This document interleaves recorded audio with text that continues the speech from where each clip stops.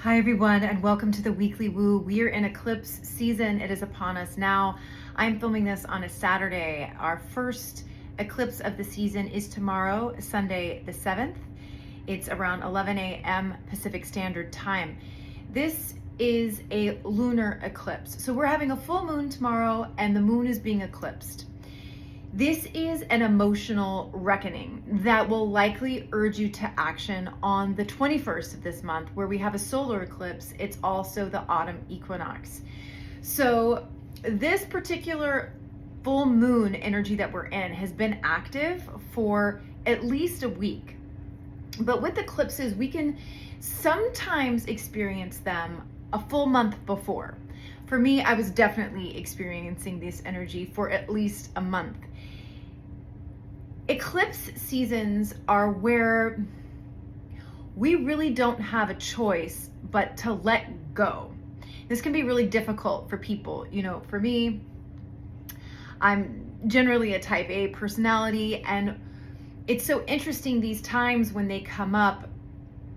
It's like you can never really prepare enough because you can't ever be exactly sure what's going to pop up. You can't control other people. You can't control what's happening, socially, governmentally, politically. So pressure points, node points are what these eclipses are. These are where there are events in your life that were always going to occur. The difference is at what level, what vibration you experience them in. And how do we affect our vibration, right? Well, it depends on what we're taking in, our diet, who we're around, what are our intentions, what are our priorities, what are our values. These all determine the vibration you are emitting, because we are all vibrational creatures. When eclipses come in, you are going to get signs of where your vibration is at based on what comes at you or not. Meaning there could be things you're expecting to happen and they don't. Disappointments can show up. Also opportunities. It just really depends on where you're at vibrationally. That's why it's a barometer. It shows you where you're at so you can then use your free will and your sovereignty to affect change in your life by changing your vibration. But it can often feel like a smack because we don't have eyes on the back of our head, and because we don't know everything, even though humans, would like to think that we do. This leads me to all the wonderful things that are happening in space weather. We have Ammonite, this new planet that has been discovered. We have 3i Atlas, which, people are still arguing over what it is and what it could be. We have the sun in intense activity, and we have Pluto, which has just gone out of bounds. So when Pluto goes out of bounds, there is generally two things happen. There are usurpers, sort of dictators controlling Earth, communities, societies, countries, and then there's when it goes out of bounds in the south, which is when there are revolutions. It's generally where the people end up rising up. And Pluto is going out of bounds until 3036, half the year in the south. So this means that we're entering a time where the power is going to be in the hands of the collective of the people. Now, why this is interesting to me is when I looked at the Sabian symbols of where this lunation is, where this eclipse is, both in sidereal astrology and tropical, there were two things that came up. The Sabian symbol for the Aquarius aspect is a bear on its back with his paws up. This is interesting because a bear, think about it. And by the way, we're having more bear attacks than ever right now, which I think is significant that this is what the Sabian, it's all connected. What's the symbology of the bear? This raw power, this raw protective power, but on its back with its paws up. So there's a certain amount of balance that we are being asked to have with our power as the collective, which is rising up. A balance of also this playfulness, this sense of almost whimsy. Now, that leads me to the Sabian symbol. If we're looking at tropical zodiac, it's an artist in a reverie of creative imagination. Both of these symbols, regardless of what system of astrology you're looking at, there's this element of surrender.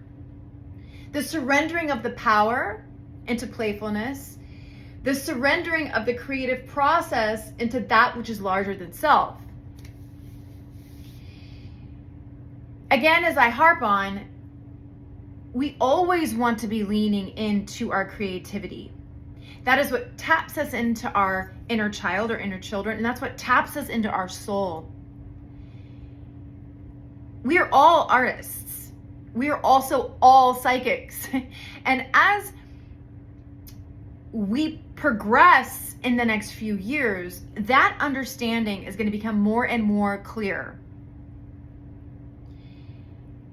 If you enjoy these videos, you are someone who is probably highly intuitive and also very sensitive. So this is a time where you may want to scale back what you're absorbing, what you're listening to, what you're watching, even who you're hanging out with. And I want to just give you the permission slip right now. Take time to be alone. Take time to be still. Take a social media break.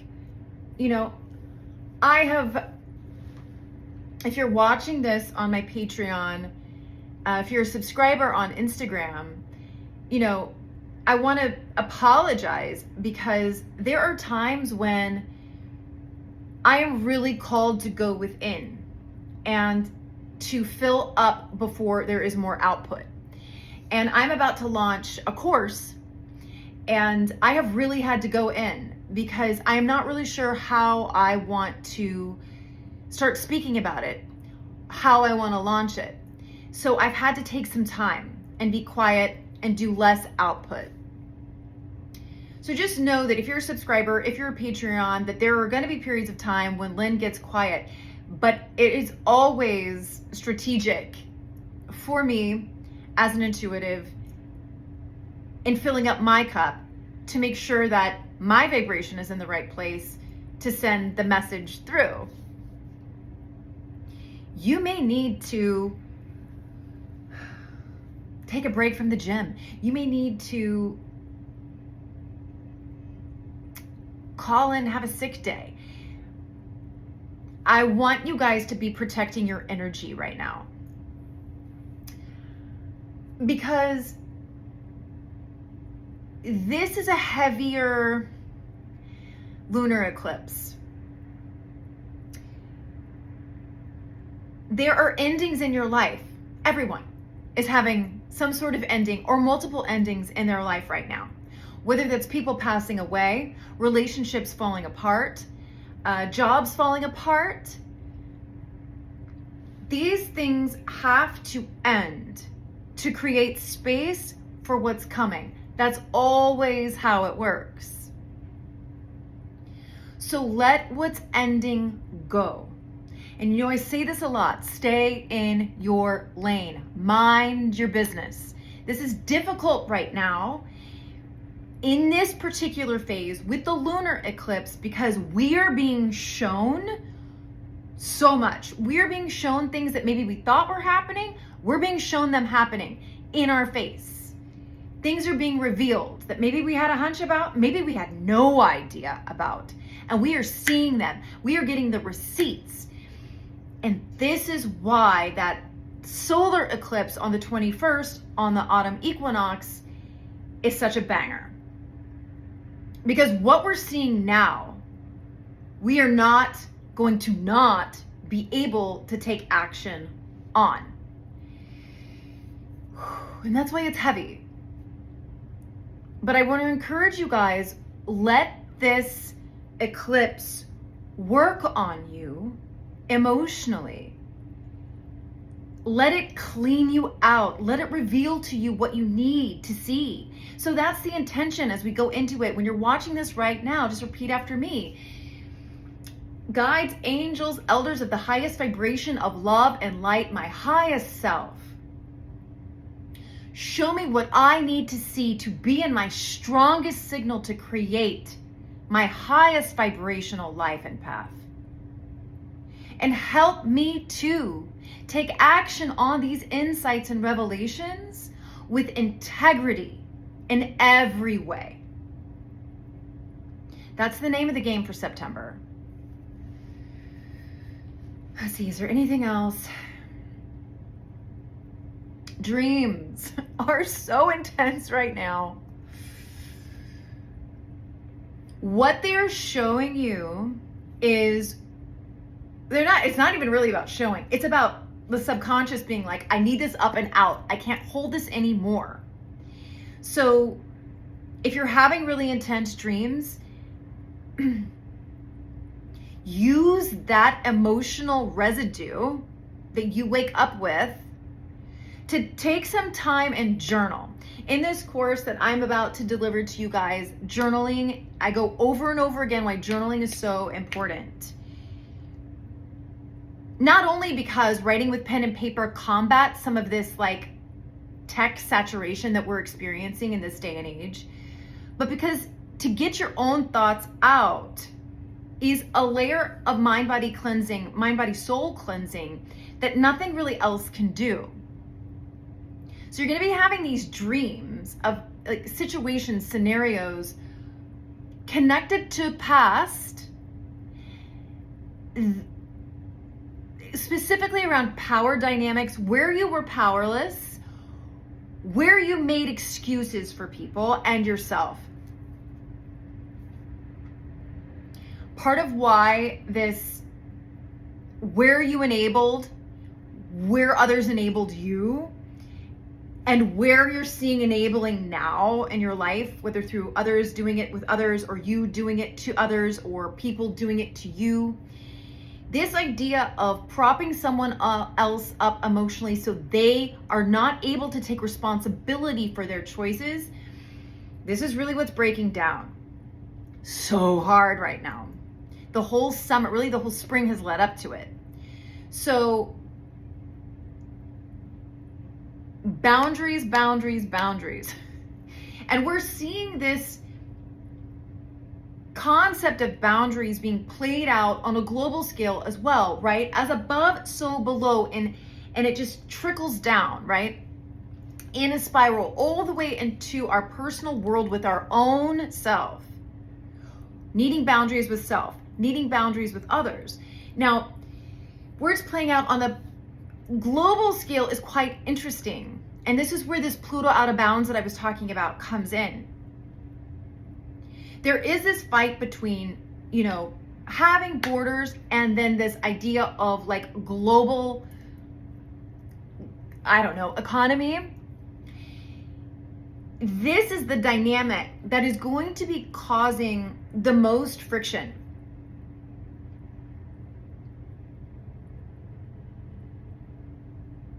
In this concept of boundaries versus no boundaries. With Pluto out of bounds in the south, inevitably it's going to be the people that rise up. So am I saying that like borders won't exist anymore? No. There is a movement within this movement that arises within the next year where it becomes less about, is this a border to a country or not? And it becomes about a boundary of behavior and taking accountability for someone's actions. And it will have nothing to do with actual borders. It's what are you accountable for, regardless of the country you're in, whether that country is yours or not. And then it becomes about not even countries. It becomes about who are you? Are you taking accountability for your action? Are you harming or are you helping? this is where it gets so loud, to where the political idea of boundaries kind of falls apart. Not because we won't have them, but because the bigger discussion becomes around harming and accountability for harming, which is good. We need to have this conversation because ultimately the next wave of this is compassion. In tropical astrology, this lunar eclipse is in the sign of Pisces. Pisces represents that unconditional love that Jesus showed in the story of his life.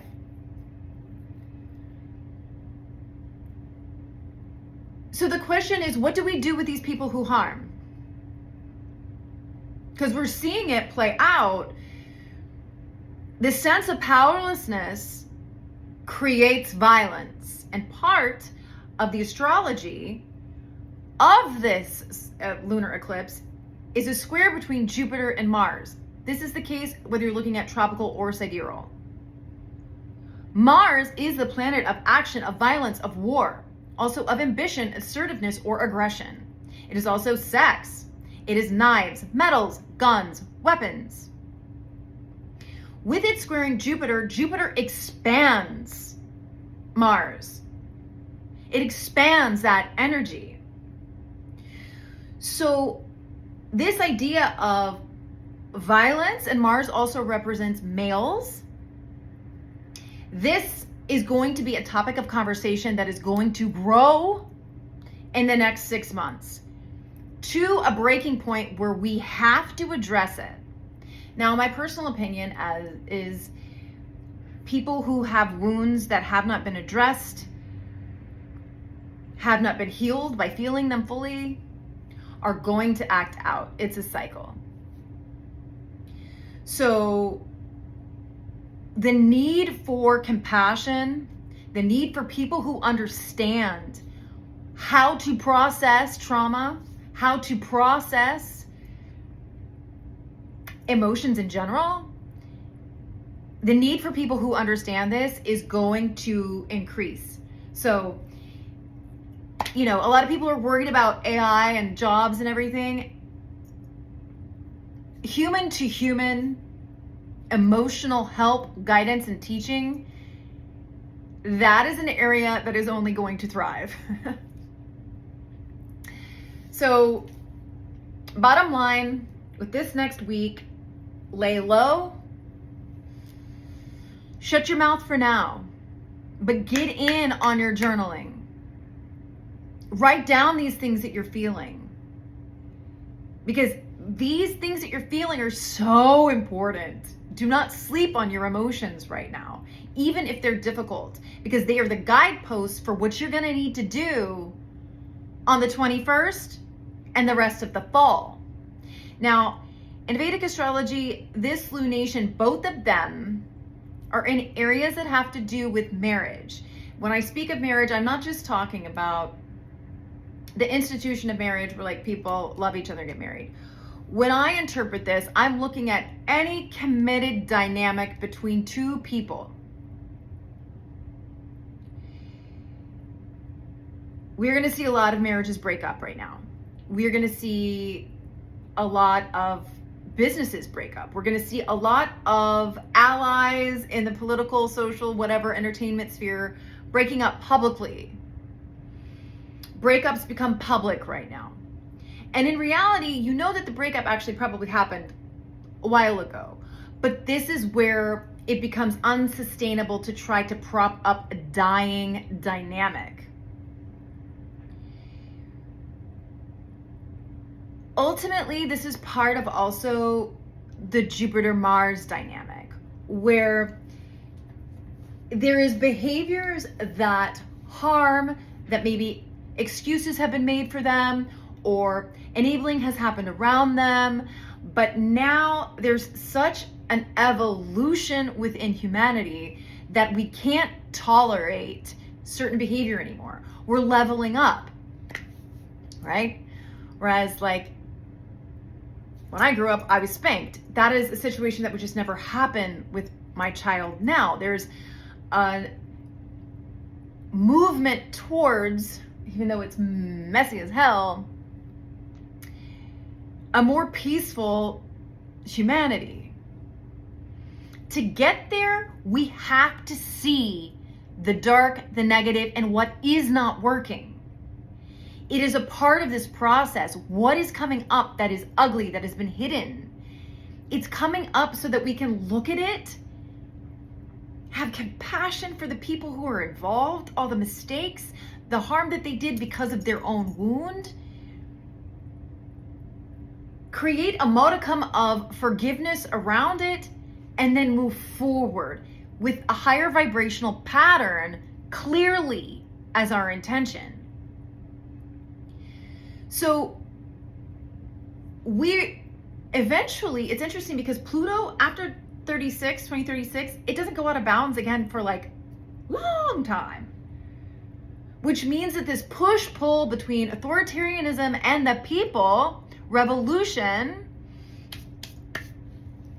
So what does that mean for us, that we would be done with that by 2036? We are leveling up.